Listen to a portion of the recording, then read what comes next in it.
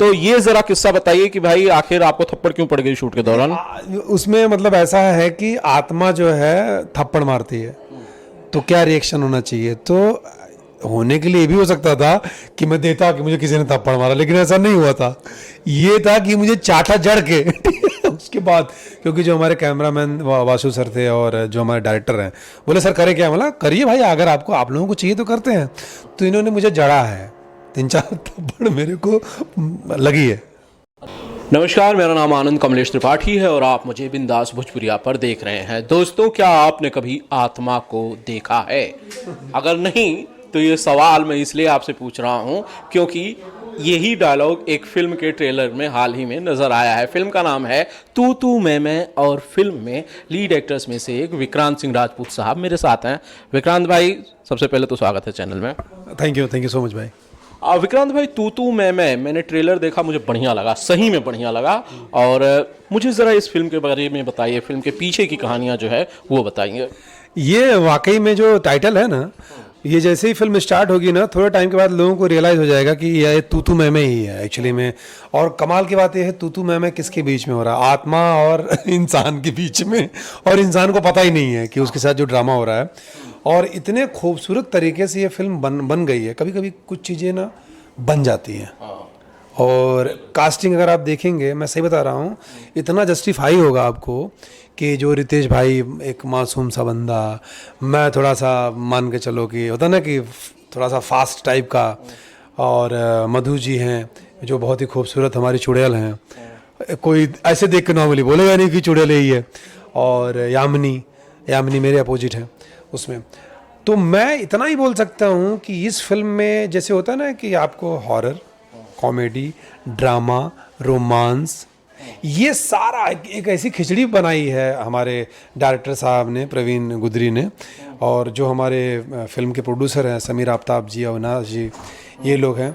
और हमारे लिए बहुत एक ये खुशी की बात है, हमारा बहुत बड़ा अचीवमेंट है। आप कह लीजिए कि ये फिल्म जो है ये जियो पे आने वाली है।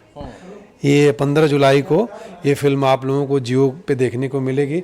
ये जिससे मैं बहुत एक्साइटेड हूँ, क्योंकि आज हमारे भारत के किसी भी कोने में आप जाएंगे तो आपको जियो का प्लेटफॉर्म मिलेगा और आराम से उसको देख पाएंगे लोग। और मुझे देखेंगे कॉमेडी करते पहली बार, जो इतना हमारे लोगों ने बहुत सपोर्ट किया मुझे। और उसके बाद मैंने काफ़ी फिल्में स्टार्ट कर दी करना। वाह, तो 15 जुलाई को जियो सिनेमा पर आ रही है तू मैं, ये विक्रांत सिंह ने इस इंटरव्यू के अंदर बताया। कॉमेडी करना विक्रांत भाई मुश्किल था? नहीं, मैंने क्या बोला, कॉमेडी बहुत ही टफ होती है जिनको नहीं आती है। सबको लगता है कि उनको कॉमेडी आती है, बट एक्चुअली में कॉमेडी अगर आप करते हो कॉमेडी तो वो सामने वाला तय करना चाहिए कि हाँ ये यार इसकी बात में दम था, इसने मारा पंच, जैसे होता है ना। आप खुद ही बोल के हंस ले रहे हो, वो कॉमेडी नहीं होती, मेरा मतलब जो हमने देखा है। तो वो जैसे कि हम गोविंदा का नाम लेते हैं मोस्टली, उनकी जो कॉमेडी, जो अक्षय कुमार बाद में अपने आप को, और भी कई एक्टर कॉमेडी मतलब वो कर रहे हैं, ऐसी बात नहीं है।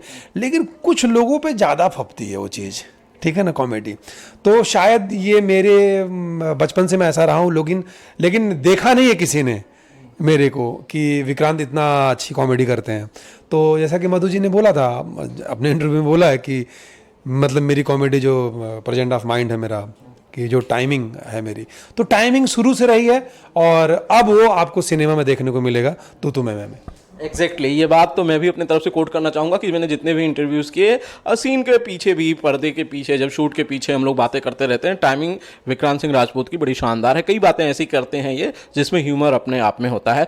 विक्रांत भाई, 2 hero 2 heroine multi starrer film है तू मैं, क्या इसमें विक्रांत सिंह राजपूत को वो स्पेस मिल पाया जिसकी उन्हें ज़रूरत थी? या जो फिल्मों में आजकल बड़ी बड़ी फिल्में कर रहे हैं, back to back Vikrant Singh Rajput shoot कर रहे हैं, समय नहीं है, मल्टी स्टारर फिल्म क्यों चुनी आपने? नहीं, मैंने बोला बननी चाहिए हमारी इंडस्ट्री में। जैसे कि मान लीजिए कुछ मेरे फ़ैन होंगे, कुछ रितेश जी के फ़ैन होंगे, कुछ मधु जी के होंगे और कुछ यामिनी जी के होंगे। तो जो कुछ होता है बड़ा हो जाता है। और फिर एक टाइम ऐसा आता है कि मुझे लगता है ना कि एज ए हीरो आपको चोर बनना, मतलब चोरी करो, ऑडियंस चोरी करो, फैन मतलब चोरी करो। जैसे मान लीजिए मैं अमिताभ बच्चन, गोविंदा, दोनों लोगों का बहुत बड़ा फ़ैन हूँ।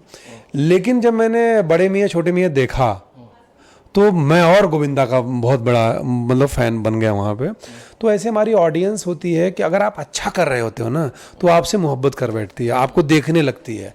तो हो सकता है मल्टी स्टारर मैं इसलिए भी करना चाहता हूँ कि ठीक है यार, उनकी अपनी एक ऑडियंस है और उनके जरिए मेरे को देखे और मेरे जरिए मेरी ऑडियंस के जरिए आपको देखेगी और वो तय कर लेगी कि भैया मैं इसकी अगर अकेले भी फिल्म आएगी तो मैं देखूंगा। तो मुझे ऐसा लगता है कि एक रीज़न है ये, मैं झूठ नहीं बोलता हूँ। और ये भी बोलना चाहूँगा करना चाहिए, क्योंकि अलग अलग वेरिएशन, अलग अलग फेस आपको दिखेंगे उसी सिनेमा में। ऑडियंस चिपकी रहती है कि कुछ मुझे पसंद कर रही है, कुछ दूसरे हीरो को पसंद कर रही है, कुछ तीसरे हीरो को पसंद कर रही है, बट रुकी हुई है वहाँ पे ऑडियंस। और आज का यही सबसे बड़ा लड़ाई है कि थोड़े टाइम में लोग चैनल चेंज कर देते हैं। तो मल्टी स्टार 110% बननी चाहिए हमारी इंडस्ट्री में। विक्रांत भाई, इसी सवाल को मैं थोड़ा सा आगे बढ़ा लेता हूं, क्योंकि जब ज़्यादा एक्टर्स होते हैं तो कई बार इसे लेकर भी क्लैश होता रहता है कि भाई मेरा रोल कुछ बड़ा है, इनका रोल कुछ छोटा है, इनके डायलॉग्स काट दिए, मेरे रोल्स बढ़ा दिए। इस तरह की भी टकराहटें होती रही हैं, बहुत बार हुई हैं, बहुत सारी फिल्मों में हुई हैं। क्या आपकी फिल्म में, मैं उम्मीद कर रहा हूँ कि ऐसा कुछ नहीं हुआ होगा? देखिए भाई, बड़ा छोटा बड़ा फ़र्क होता है। कि मेरा मानना ये है ना कि अगर करेक्टर में दम है तो वो आप 10 मिनट से बकर बकर चकाचर से कर रहे हैं और उसकी एंट्री हुई, अपना पंच मार के गया तो सब कुछ लेके चला जाता है वो, ठीक है ना। ऐसी बहुत सारी फिल्में बनी हैं कि सबका एक जैसा नहीं हो सकता है, ठीक है ना। लेकिन कुछ एक टाइमिंग होती है, जैसे मैंने बोला ना, इसमें मुझे जो टाइमिंग मिली है ना वो उसका मैं फ़ैन हूँ।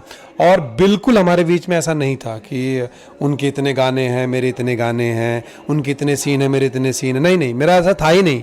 और जो मैं सोच के गया था वो मुझे सपोर्ट वहाँ पे मिला, कि जो मुझे बताया गया था, जो सुनाया गया था, वही मुझे वहाँ पे मुझसे करवाया गया था। विक्रांत भाई, अभी मधु शर्मा का जब इंटरव्यू हो रहा था, उन्होंने बातचीत के दौरान एक बात का जिक्र किया कि भाई उन्होंने आपको किसी सीन को रियल बनाने के लिए शायद थप्पड़ मार दिया। तो ये जरा किस्सा बताइए कि भाई आखिर आपको थप्पड़ क्यों पड़ गई शूट के दौरान? उसमें मतलब ऐसा है कि आत्मा जो है थप्पड़ मारती है तो क्या रिएक्शन होना चाहिए। तो होने के लिए ये भी हो सकता था कि मैं देता कि मुझे किसी ने थप्पड़ मारा, लेकिन ऐसा नहीं हुआ था। ये था कि मुझे चाटा जड़ के उसके बाद, क्योंकि जो हमारे कैमरामैन वासु सर थे और जो हमारे डायरेक्टर हैं, बोले सर करे क्या? बोला करिए भाई, अगर आपको आप लोगों को चाहिए तो करते हैं। तो इन्होंने मुझे जड़ा है, 3-4 थप्पड़ मेरे को लगी है। तो 3-4 थप्पड़ पड़े, मुझे लगता है उसके रीटेक्स रहे होंगे शायद। मैंने बोला ना, मुझे याद है। और कभी कभी क्या फ्लो में ना पता नहीं चलता आपको, जब आप परफॉर्म करने के मूड में रहते हो। और मेरा इसमें एक तकिया कलम बड़ा अच्छा है, मम्मी करके, जो गिरता है, कि जब चाटा लगा ना तो इसको याद आया, अच्छा मम्मी, मतलब कि चुड़ैल ही होगी इधर इर्द गिर्द जो मुझे पड़ रहा है। तो वो चुड़ैल भी हंसती थी मार के। ये किस्सा आपने उस चाटे वाला सुना, उस थप्पड़ वाला सुना, जब विक्रांत भाई को उस सीन को ज्यादा रियलिस्टिक बनाने के लिए मधु शर्मा ने असल में थप्पड़ मारे और 3-4 थप्पड़ मारे। वैसे आपकी फिल्म का जो विषय है हॉरर, क्या आप सही में भूत प्रेत में विश्वास करते हैं विक्रांत जी? मैं तो भाई करता हूँ, मैं मतलब सीरियसली करता हूँ। मैं बचपन में भी देखिए, मुझे लगता है कि अगर भगवान है तो मतलब आत्माएं भी होंगी ना, जैसे हम लोग बिलीव रखते हैं ना कि राम रावण सब हैं, ठीक है। तो वैसे ही मुझे, हमने फील भी किया, मैंने फील किया है। मैं जब गांव में था तब भी कुछ एक ऐसे इलाके होते हैं, बताते हैं लोग। और मैं रिसेंटली लॉकडाउन के बाद शूट करने गया था उत्तराखंड, तो उत्तराखंड भी मैंने फील किया है। अच्छा। हाँ, कि होते हैं मतलब। अच्छा, गांव में तो खैर अक्सर ऐसे किस्से बड़े मशहूर रहते हैं कि वो पीपल के पेड़ पे भूत रहता है, तालाब के किनारे भूत रहता है, कोई सुनसान जगह है, कोई बड़ा पुराना पेड़ है, उस पे भूत रहता है। तो ऐसे किस्से आपने भी सुने होंगे, शायद डरे भी होंगे। डरे हैं, मैंने बोला ना कि डरे हैं भाई। लिटरली वो जो इलाका आता था ना कि यार पीपल का पेड़ है और आपको वो कैसे निकलना है वहां से अब। और जो लड़ाई होती थी ना, अब मैं एक्चुअली करके नहीं बता सकता हूँ। वो अंदर से जितने भी भगवान, जितने भी देवता होंगे, मतलब आपको रुकना चाहिए एक ही देवी के ऊपर या देवता के ऊपर, जितने लाइन से बजरंगबली, शंकर भगवान है, दुर्गा माई है, काली माई है, डी बाबा है, मतलब होता ना कि, और देखना नहीं है। और वो डर एक्चुअली में और बढ़ता चला जाता था। जब लगातार कर रहे हो ना तो रोंगटे आपके खड़े होने लगते थे। और होती है, जगह ऐसी होती हैं आज भी हमारे कंट्री में। जैसे आप अगर बोला जाए तो राजस्थान, ऐसी बहुत सारी हवेलियां हैं, ऐसे बहुत सारे महल हैं राजाओं के, जिसमें लोग बोलते हैं।